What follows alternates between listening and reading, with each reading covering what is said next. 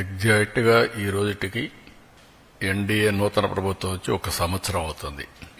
అదే సమయంలో ఇచ్చిన హామీలు ఆ రోజు ఎన్నికల మేనిఫెస్టోలోని చాలా స్పష్టంగా, మేనిఫెస్టోని కాకుండా ప్రచారంలో కూడా చాలా స్పష్టంగా చెప్పాను. అభివృద్ధి, సంక్షేమం, ఎన్డీఏకి 2 కళ్లు, ఈ 2 కూడా సమాంతరంగా ప్యారల్ గా ముందుకు తీసుకెళ్తామని చాలా స్పష్టంగా హామీ ఇచ్చాం. అదే సమయంలో సంపద సృష్టిస్తాం, ఆదాయాన్ని పెంచుతాం, పెంచిన ఆదాయాన్ని అభివృద్ధికి, సంక్షేమానికి రెంటికి బ్యాలెన్స్ చేసుకుంటూ ఎక్కడ కూడా ఎలాంటి ఇబ్బంది లేకుండా ఈ కార్యక్రమాలు ముందుకు తీసుకుపోతామని చెప్పాం.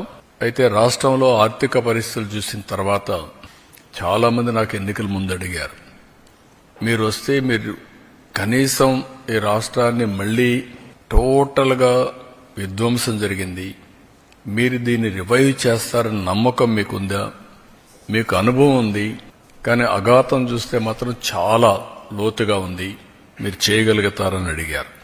నాకు వేరే ఆప్షన్ లేదు. ఇన్ని సంవత్సరాలు ప్రజలు ఆదరించారు, ఆశీర్వదించారు. కష్టాలకు వచ్చినప్పుడు కాడుబడేయడమో పారిపోవడం కరెక్ట్ కాదు. ఎంత కష్టమైనా చేస్తామనే విధంగా ఆ రోజు చెప్పాను, ఆ డైరెక్షన్ లో ముందుకు పోయాను.